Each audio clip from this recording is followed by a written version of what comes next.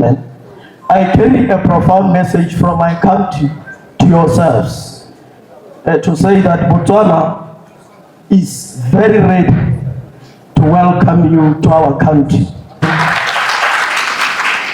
We have put up a package for the Igbo business community to expand and diversify into our economy, into our country, and we are even willing to offer them citizenship to be part of us as much as they are the people of Nigeria. We have studied your success, we have studied your thinking, we have studied your philosophy, we have studied your resilience, and we have studied your visionary approach. We have studied how you are analytical and the kind of value that you add in any jurisdiction that you go into. And we felt, as the Republic of Botswana, that it's time that we join hands with the Igbo business community to take our continent to the next level, to take our country as Botswana to the next level. Just to give you a background about the country Botswana, in the southern part of Africa, sharing border with South Africa and Namibia, it's a landlocked, unlike Nigeria, which have access to the sea. We are landlocked, and as such, it turned from being a disadvantage into an advantage in the sense that we have the best governance system in the continent of Africa. It's a well-run, managed country. It's the most peaceful. We don't know war. We've never been through war. We've never encountered internal wars. We are a united nation. As much as we have ethnic groups, but we have one Tswana national language that unify everyone, that is taught within our education system. We speak Tswana and English, the whole country. And as such, I give you comfort that when you come to that country, you will experience peace like you've never experienced before. In terms of the population, we are we are a profound country. It's amongst the smallest populations in Africa. But it's an opportunity for the Igbo community to join hands with us. We are designed through the governance system, through a well-balanced economy, through a very stable currency and GDP per capita, which is very consistent. We are proud to say, even though we rely on a single commodity called diamonds, the country has never been in a deficit. We have had reserves since 1987 until 2025. We've had reserves throughout that can sustain the economy up to 3 years without any revenue coming in. Therefore, we have reached a stage where the economy is not growing. We need business partners. I don't consider you as investors. I consider you as business partners, because when we are partnering with you, when you win, we win. When you are an investor, we just want you to come in, create jobs for us, and add value to your investment. We want a win-win situation. You win, we win, Africa win, and all of us win. And then we are very conscious of the African Union Vision 63, which is very emphatic that as Africa, it's time that we trade among ourselves. It's time that we become jealous as an African continent. Do business with your fellow brother before you go into other continents. And it's one of our convictions that African Union Vision 2063 can be achieved, will be achieved, and we are ready to achieve it. Hence, we are here, in, not on government to government, but presidential office to the Igbo community to say, this is the starting point. Let us work together through this journey and make Africa great, make Nigeria great, make Botswana great, make Sahel region great, and make the Africans great. As such, Botswana is ready to partner with yourselves. We have structures. We are a very, very well-governed country in the sense that we have a development plan. Currently, we are working on National Development Plan 12, which is an outward-looking development plan. Our focus is not only on the Botswana market, on the Botswana economy.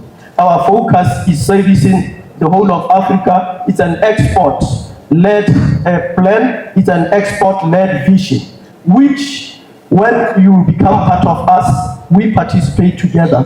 We will unlock all the bottlenecks that will inhibit investors, business people, and billionaires from advancing into other jurisdictions into Africa. But Botswana will give you that platform. One, because our banking system, we are finalizing the open banking system, but in terms of our policy and regulation and legislation, we are an open market economy.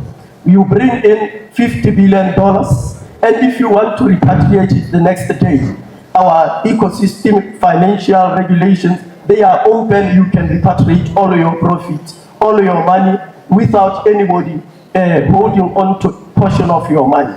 That's how open we are. And then in terms of open banking, we want to create a platform whereby when you transact from Botswana to Nigeria, you press the button within 30 minutes or latest an hour, the transaction has reached Nigeria. That is called instant payment processing protocol. That is what we are gravitating towards. And even more, we are open to innovation as a country. Initially, our regulation was not conducive for innovation. But since our pension fund has funded innovation, now we have opened up for innovation. When you come up, you invest in innovation. Even though we don't have that regulation, we have put together a sandbox regulation that allows the smooth transition. It will allow you to trade with the world while we develop regulation as you are trading. As soon as everything is put together, we issue a license such that it's formalized. So that is easy of doing business.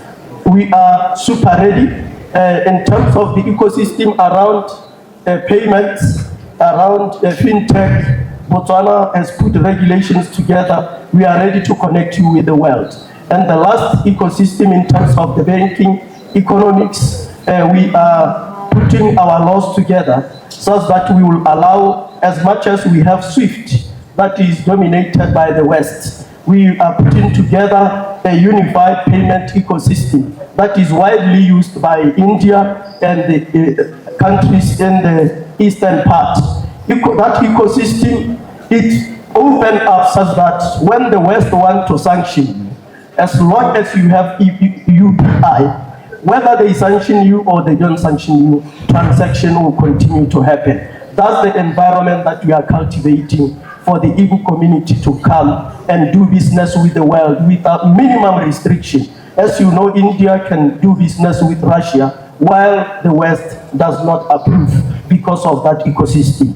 And finally, ladies and gentlemen, I'm thankful that you invited me to speak to yourselves. We are super ready, and as the person who has been assigned to deal with all the bottlenecks for you as you come to Botswana, the process that would rather take 6 months, I will make sure that it's done within a week or 2 weeks later. And we've had an interaction with the chairman of the Igbo business community.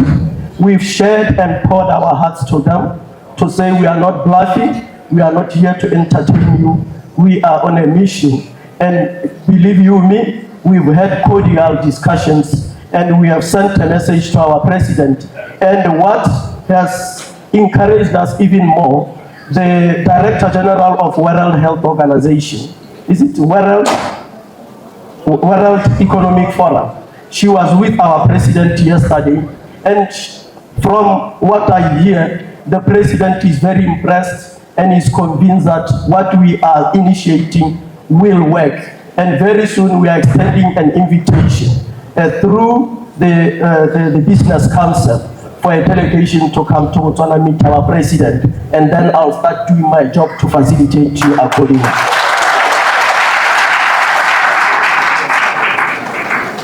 And we drove from another state, I think it's Igbo state, coming here.